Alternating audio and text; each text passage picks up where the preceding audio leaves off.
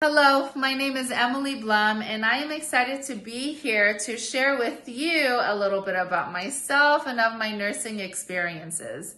So to begin, I received an associate's degree in nursing at College of the Canyons, and then I received my bachelor's of science in nursing at Cal State Bakersfield. I am currently applying for my public health nurse certification. So I have been working full-time, the night shift position at Providence St. John's Health Center since June of 2023, and there I have been working in the Med-Surg Oncology unit.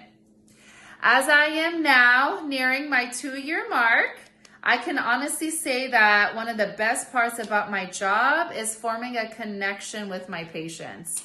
Something else that I have noticed is that what breaks my heart is seeing my patients' suffering being unrelieved.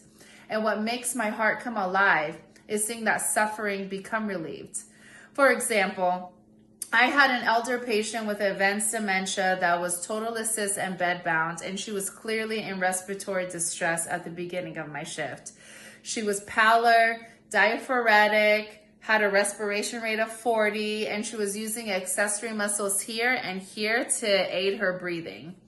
I immediately notified the interdisciplinary team, and I ensured that there was a bag valve mask in the crash cart because you and I both know that a respiration rate of 40 cannot be sustained. After doing so, I received new orders to essentially find out if my patient had a pneumonia, pulmonary edema, anemia, or an electrolyte imbalance. And when receiving those results, they were all within normal limits. So I continued to assess my patient to try to figure out why her respiration rate was so sustained at such a high rate. And then I had what we call an aha moment where I noticed that my patient was a mouth breather. So then I performed a focus assessment of my patient's oral cavity, and when doing so, I noticed that there was a mucus plug forming in the back of my patient's throat. I then took out the mucus plug and provided oral care, and color immediately came back in my patient's face. She no longer had that impending doom look in her eyes. Her respiration rate went down to 18, and she looked comfortable. And it's patient cases like that that truly make my heart come alive, because I feel like I was there for my patient when they were counting on me the most. Moving forward now, you can see on my wall that I have copies of Daisy Award nominations, and that I have also won the Daisy Award last year in September. And what this is it's a nationally recognized award given to nurses who have provided outstanding compassionate care.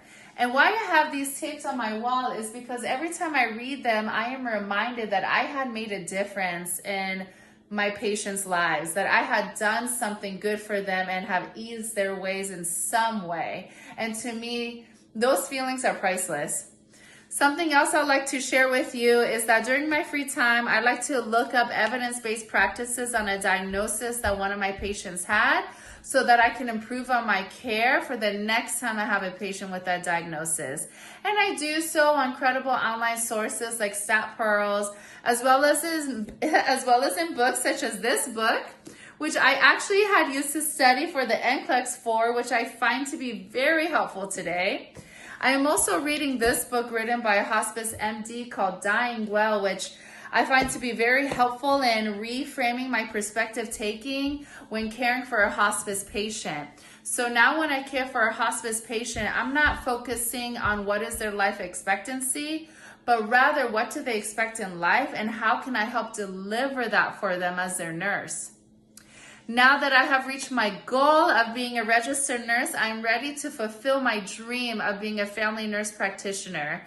I imagine myself being an FNP that develops long-term relationships with her patients, provides evidence-based practices when caring for them, provides journal clubs to stay updated on evidence-based practices, and supports policies and practices that promote healthy aging and wellness in dying.